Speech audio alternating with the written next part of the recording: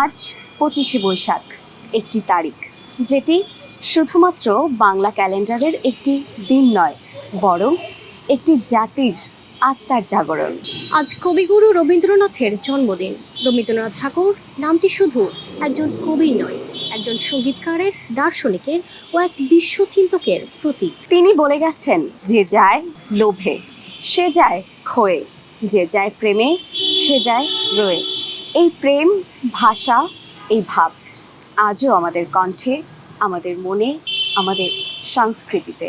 কবি রবীন্দ্রনাথ ঠাকুর আমাদের চোখের জলকে রূপ দিয়েছে শব্দে, আর কবিতায় আমরা খুঁজে পাই আমাদের হারিয়ে যাওয়ার আত্মার ঠিকানা।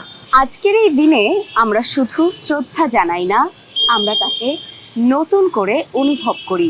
প্রতিবার 25শে বৈশাখ এলেই যেন মনে হয়, তুমি রবে নীরবে। কালের কণ্ঠ থেকে কবিগুরুর প্রতি জানাচ্ছি বিনম্র শ্রদ্ধা ও ভালোবাসা।